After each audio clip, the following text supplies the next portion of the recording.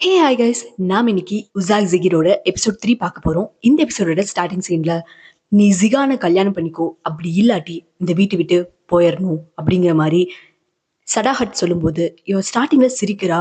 அதுக்கப்புறம் நீ உன் குழந்தைய இதுக்கப்புறம் நீ திரும்ப பார்க்கவே கூடாது, இந்த ஊரை விட்டே போயிடணும் அப்படிங்கிற மாதிரி இவ சொல்லிடுறா. இதை யாருமே இங்க இருக்கிறவங்க கேட்க மாட்டீங்களான்னு இவ கோவப்படும் போது யாருமே பேச மாட்டேங்கிறாங்க. இவ அழுதுட்டே அங்கிருந்து போயிடுறா. அம்மா, நான் உங்ககிட்ட தனியா பேசணும், வாங்க போலான்னு கூட்டிட்டு போற முன்னாடி கயா கிட்ட அந்த லாயர் எங்க இருந்தாலும் அவனை கண்டுபிடி அப்படின்ட்டு சொல்லிட்டு போறான். கயா நாரே கிட்ட வந்து, நீ தானே ஹெல்ப் பண்ணது, என்கிட்ட எல்லா ப்ரூஃபும் இருக்கு, ஏன் இப்படி பண்ண அப்படிங்கிற மாதிரி கோவப்படுறான். உள்ள போய் இவன் கண்டபடி பேசுறான். அம்மா, நீங்க என்ன நினைச்சிட்டு இருக்கீங்க? நான் அவளை கல்யாணம் பண்ணிப்பேன் அப்படின்னா இது நடக்க போறது இல்ல. ஏன் இந்த மாதிரி பிஹேவ் பண்றீங்க? நீ அவளை கல்யாணம் பண்ணிக்க மாட்டா, அவளும் உன்னை கல்யாணம் பண்ணிக்க மாட்டா. அவ கண்டிப்பா இங்கிருந்து போயிருவா. அதுக்காக தான் நான் இதை பண்றேன். நீங்க என்ன நினைச்சீங்க?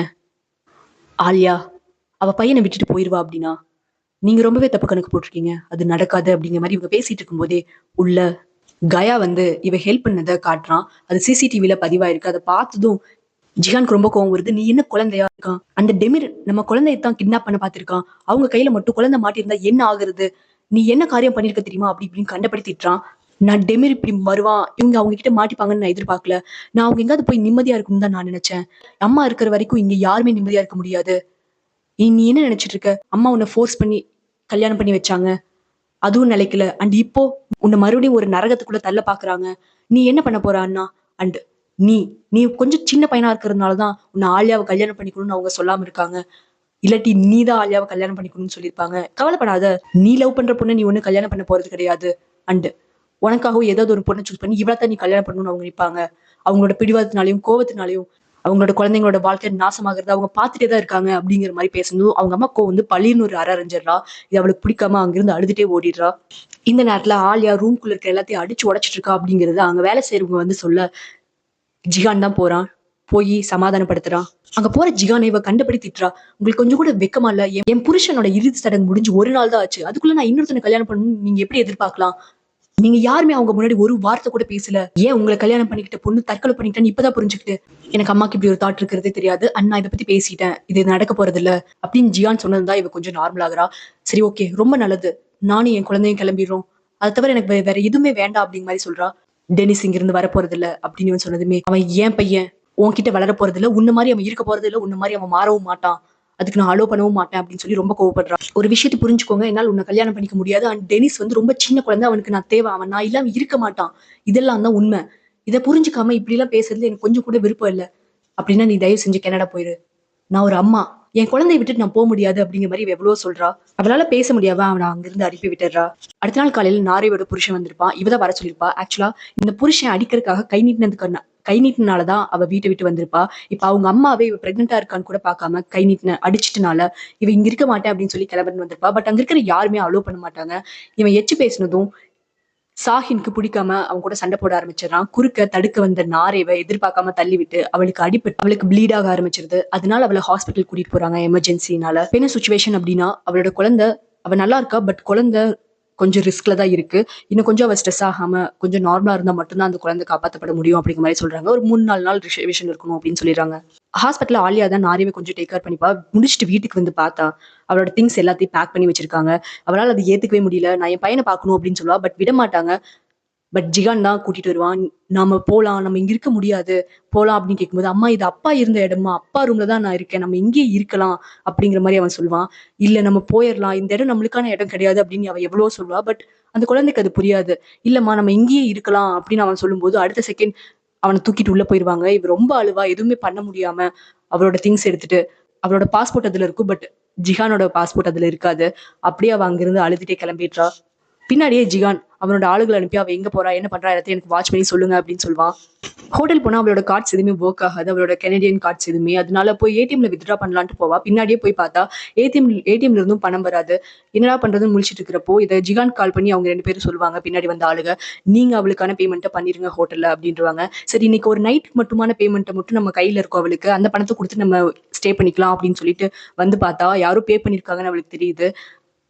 உடனே அவ அந்த காசு குடுங்க அப்படின்னு சொல்லி வாங்கி ரோட்ல போய் நின்னு கத்துவா. யார் எனக்கு இந்த பணத்தை கொடுத்தது, வெளிய வாங்கடா முதல்ல அப்படின்னு சொல்லி கத்துவா. எவனுமே வரமாட்டானுங்க. உடனே அந்த காசு அத்தனையும் ரோட்ல தூக்கி வீசிட்டு அவ போயிருவா.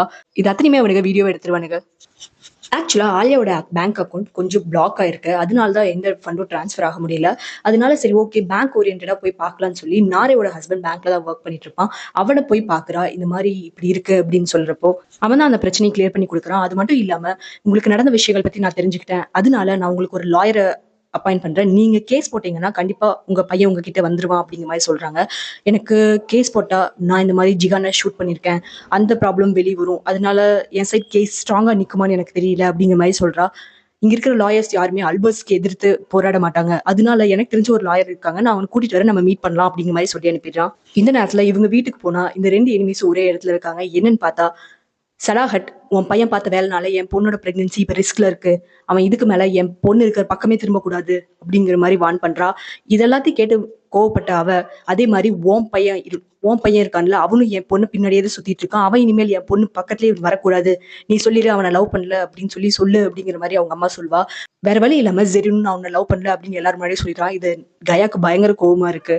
அந்த லாயர் ஃப்ரெண்ட் இசட்டை இவங்க பிடிச்சிருப்பாங்க. அதை வந்து சடாஹட்ட சொல்லும்போது, இங்க பாத்தியா அவ பணத்தை எப்படி தூக்கி வீசுறான்னு, அவ இங்க இருக்கிற வரைக்கும் டெனிஸ் எப்பவுமே அவளை மறக்க போறது இல்ல. அதனால அவ எப்படியாவது இங்க இருந்து போயாகணும் அப்படின்னு சொல்றான். அவ அவ்வளவு சீக்கிரம் இங்க இருந்து போக மாட்டாமா, அதுவும் அவ குழந்தை இல்லாம அப்படின்னு இவன் சொல்வான். ரூமுக்கு போனா டெனிஸ் அவங்க அம்மாவை பார்க்கணும்னு ஒரு மாதிரி அழுதுட்டு ஸ்டபனா இருக்கான். இதை அவனால என்ன பண்றதுன்னே தெரியல. சரி ஓகே அப்படின்னு சொல்லி நான் உன் அம்மாக்கு கால் பண்ணி தரேன், கால் பண்ணி கொடுப்பான். அப்போ அம்மா எங்க இருக்கீங்க, நீங்க வாங்க, எனக்கு உங்களை பார்க்கணும், நம்ம 2 பேருமே போலாம் வாங்க அப்படின்னு சொல்லி குழந்தை புரியாதனமா பேசுறான். இது எதுக்குமே அவளால பதில் சொல்ல முடியாம அழுதுட்டே போனை கட் பண்ணிடுறா. நான் அம்மாட்ட பேசணும், அம்மா ஏன் என்கிட்ட பேச மாட்டேங்கிறாங்க அப்படின்னு சொல்லி குழந்தை கேட்கும்போது, சிக்னல் இருக்காது அதனால கட் ஆயிருக்கும் அப்படின்னு சொல்லி இவன் சமாதானப்படுத்திட்டு இருக்கும்போது, இந்த கிளவி கம்முன்னு இருக்காம உங்க அம்மா கனடா போயிட்டா, இனிமேல் வரமாட்டா அப்படின்னு சொல்லுவான். இதை கேட்டு அவன் அழுதுட்டே அங்கிருந்து ஓடுறான். பின்னாடியே போயின ஜிகான் தான் கொஞ்சம் சமாதானப்படுத்தி அவனை அனுப்பி வைக்கிறான். இப்படியே நைட் ஆக ஜிகான் தான் டெனிஸ்க்கு நிறைய கதை சொல்லி அது இதையும் பேசி தூங்க வைக்கிறான். பட் இருந்தாலும் அவன் கண்டினியூஸா அம்மாவை பத்தி மட்டும்தான் கேட்டுட்டு இருக்கான். தூங்க வச்சுட்டு ஜிகான் அவங்களோட அம்மாட்ட பேசுறான். இந்த மாதிரி அவ ரொம்ப ஸ்டப்பர்னா இருக்கான், நம்ம குழந்தைய எதுவும் பண்ண முடியாது, நம்ம குழந்தைய இதுக்கு மேல கஷ்டப்படுத்த முடியாது. அவங்க நினைக்கிற மாதிரி அவ டாக்டர், அவ எந்த இடத்துல வேணாலும் அவ பிராக்டிஸ் பண்ணலாம், அவ அவளோட ஊருக்கே போட்டு நம்ம ஆளுங்களை அனுப்பி அவங்கள பாத்துக்கலாம் அப்படிங்கிற மாதிரி இவன் சொல்றான். இது நடக்காது. ஒரு டைம் போரான் அனுப்பி நம்ம இப்ப என்ன நிலைமையில இருக்கணும் உனக்கு புரியுது இல்ல, என்னால என் பேரனை இழக்க முடியாது, நீ சொல்றது நடக்க போறது இல்ல அப்படின்னு சொல்லி சடாகட் சொல்லிடுறா. இப்படியே நைட் வந்து அந்த கிடைச்ச லாயர் ஃப்ரெண்ட் இசட்ட இவங்க மிரட்ட ஆரம்பிக்கிறாங்க. உன்னை நான் கொல்ல போறேன், உன்னால என்னோட பையனான டெனிஸ்க்கு இப்ப பெரிய ஆபத்து வந்துருச்சு, இதுக்கெல்லாம் காரணம் நீதான் அப்படிங்கிற மாதிரி இவன் சொல்றான். இந்த லாயருக்கு என்ன பண்றதுன்னே தெரியல. என்ன நீங்க விட்டுருவீங்க அப்படின்னா நான் உங்களுக்கு போரான் பத்தின ஒரு நியூஸ் சொல்றேன் அப்படிங்கிற மாதிரி சொல்றான். இதை கேட்டு அங்க இருக்கிற எல்லாருக்குமே ஷாக் ஆகுது. நீ சொல்றது என்ன சொல்ல வர அப்படிங்கிற மாதிரி கேட்பாங்க. போரான் 5 இயர்ஸ்க்கு முன்னாடி என்கிட்ட ஒரு பென்ட்ரைவ் கொடுத்தான். இது நான் இறந்து போனதுக்கு அப்புறம் என் ஃபேமிலி சேர்ந்த என் அண்ணனான ஜிஹான் கிட்ட இதை நீ கொடுக்கணும் அப்படின்னு சொல்லி சொன்னான் அப்படிங்கிற மாதிரி இவன் சொல்றான். நீ என்ன சொல்ற, அதுல என்ன இருக்கு அப்படின்னு சொல்லி இவன் கேட்பான். இல்ல அதுல பாஸ்வேர்ட் இருக்கு, அது ஓபன் பண்ண முடியல. அந்த பாஸ்வேர்டு அந்த பாஸ்வேர்ட் பத்தி நான் கேட்டதுக்கு என் அண்ணனான ஜிகானோட மனசுல இருக்க உண்மைதான் அதுக்கான பாஸ்வேர்ட் அப்படிங்கிற மாதிரி சொல்லியிருக்கான். இதை கேட்டதும் ஜிஹானுக்குள்ள என்னமோ ஆகுது. சரி ஓகே, நீ அந்த பென்ட்ரைவ் கொடுத்துட்ட அப்படின்னா உன்னை நான் இங்கிருந்து உயிரோட விட்டுறேன் அப்படின்னு சொல்லி அவன்கிட்ட டீல் பேசுறான். அதே மாதிரி ஜிஹான் அந்த பென்ட்ரைவை வாங்கிடுறான். ஜிஹான் மனசுக்குள்ள என்ன இருக்கோ அது போட்டா பாஸ்வேர்டு ஓபன் ஆயிருது. அதுல போரான் என்ன பேசியிருக்கான் அப்படின்னா, ஜிகான், நீ இப்ப இந்த வீடியோ பாக்குற அப்படின்னா நான் உயிரோட இல்ல அப்படின்னு அர்த்தம். இந்த உலகத்திலேயே ரொம்ப ரொம்ப சந்தோஷமான நாள் எனக்கு இன்னைக்கு. ஏன்னா எனக்கு என் பையன் பிறந்திருக்கான். இந்த 10 வருஷத்துல நான் ஒரு டைம் கூட நான் சாக போறேன், என்னை கொன்றுவாங்கன்னு பயந்தது இல்ல. ஆனா நான் என்னைக்கு ஆலியாவை பார்த்தேன், ஆலியா என் லைஃப்ல வந்ததுக்கு அப்புறம் என் நான் சாகக்கூடாதுன்னு ஆசைப்பட்டேன். அண்ட் இப்போ என்னோட பையன் பிறந்திருக்கான், சாவே வரக்கூடாது அப்படின்னு சொல்லி நான் யோசிக்கிறேன். பட் அதெல்லாம் நடக்க போறது கிடையாது. கண்டிப்பா என்னை கொன்னுட்டு ஆலியாக்காகவும் என் பையனுக்காகவும் வருவாங்க. எனக்கு அது ரொம்ப நல்லா தெரியும். நீ உன் கடைசி மூச்சு இருக்கிற வரைக்கும் ஆலியாவையும் என் பையனையும் பத்திரமா பாத்துக்கணும். அதனால தயவு செஞ்சு ஆலியாவை நீ கல்யாணம் பண்ணிக்கோ அப்படின்னு சொல்றான். இதை கேட்டு அவனுக்கு அப்படியே பொத்துட்டு வருது அழுக. அப்படியே ஸ்டாப் பண்ணிடுறான். இதை பின்னாடி நின்று சடாஹட்டும் கயாவும் கேட்டுடுறாங்க. என்ன இப்படி சொல்றான் அப்படின்னு சொல்லி எல்லாரும் யோசிக்கிறாங்க. இதை ஏத்துக்க முடியாத ஜிகான் வெளியே போய் கதறி கதறி அழுகிறான்.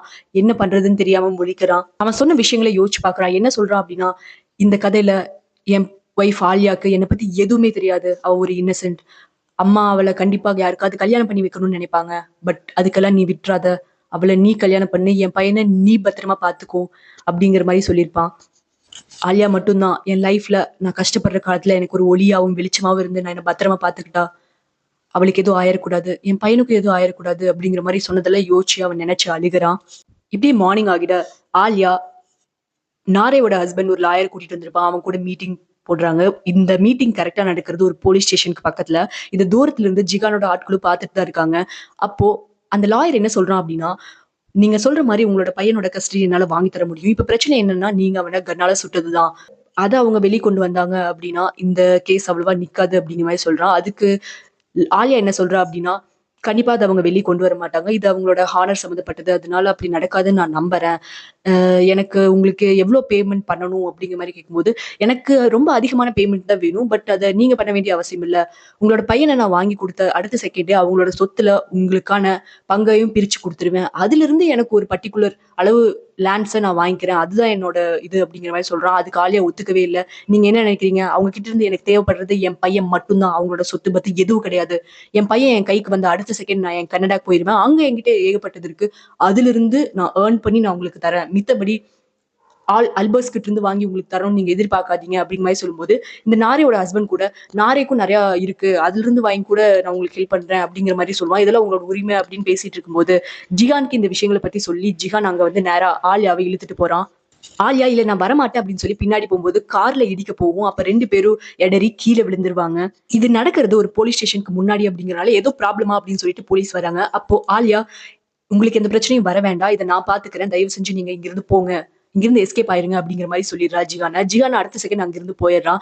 போலீஸ் வந்து இவங்க கிட்ட ஏதாவது உங்களுக்கு பிரச்சனையா அப்படின்னு கேட்கும்போது, இல்ல நான் தெரியாம கீழே விழுந்துட்டேன், மித்தபடி ஒண்ணும் இல்லை அப்படிங்கிற மாதிரி சொல்லுவா. உங்களோட பாஸ்போர்ட் கொடுங்க அப்படின்னு சொல்லி வாங்கினா, நீங்க தான் ஆலியா அல்பரா அப்படின்னு கேட்டு ஆமா அப்படின்னு சொன்னதுமே, உங்க மேல ஒரு கேஸ் ஃபைல் ஆயிருக்கு, கொஞ்சம் நீங்க உள்ள வர முடியுமா அப்படின்னு கேக்குறாங்க. இவளுக்கு அப்படியே ஷாக் ஆகுது. திரும்பி ஜிகானையே தான் பாத்துட்டு போறா. உள்ள போனா அந்த கேஸ் கொடுத்திருக்கிறது சடாஹட்.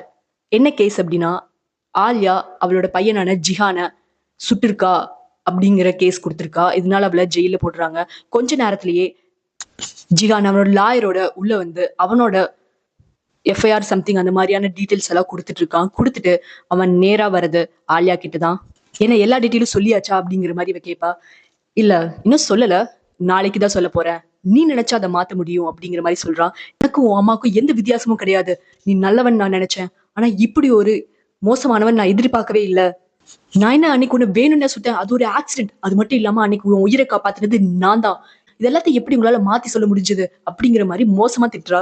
இப்ப மட்டும் என் கையில கன் இருந்துச்சுன்னா உன் நெத்தி போட்டுல சுட்டு உன்னை போட்டு தட்டிட்டு போயிட்டே இருப்பேன் அப்படிங்கிற மாதிரி கோவப்படும் போது, இப்பதான் நீ ஒரு ஆலியா அல்பர்ங்கிற மாதிரி பேசுற அப்படின்னு சொல்லி அவன் சொல்லுவான். இங்க பாரு, நான் என்னோட சைட் டீடைல்ஸ் சொல்றதுக்கு நாளைக்கு வரைக்கும் டைம் இருக்கு. எப்ப வேணாலும் இதை மாத்தலாம். நானு அதை உனக்கு சாதகமா நான் சொல்லணும் அப்படின்னா எனக்கு ஒரு கண்டிஷன் இருக்கு அப்படிங்கிற மாதிரி சொல்றான். என்ன கண்டிஷன் அது அப்படிங்கிற மாதிரி இவ கேட்கும் போது, இதை சொல்றதுக்கு ஜிஹானுக்கும் பிடிக்கல. பட் இருந்தாலும் என்ன கல்யாணம் பண்ணிக்கோ, நீ என்ன கல்யாணம் பண்ணிக்கிட்ட அப்படின்னா உன்னை இந்த ஜெயில இருந்து நான் வெளியே கொண்டு வரேன், இதுதான் என்னோட கண்டிஷன் அப்படிங்கிறா. இதை கேட்டு அவ பயங்கரமா ஷாக் ஆகி நிக்கிறா. இப்படியே அந்த எபிசோட் முடியுது. இதுக்கப்புறம் என்ன நடக்கும் நெக்ஸ்ட் எபிசோட்ல பார்க்கலாம். தேங்க்ஸ் ஃபார் வாட்சிங் ஃப்ரெண்ட்ஸ். Bye by.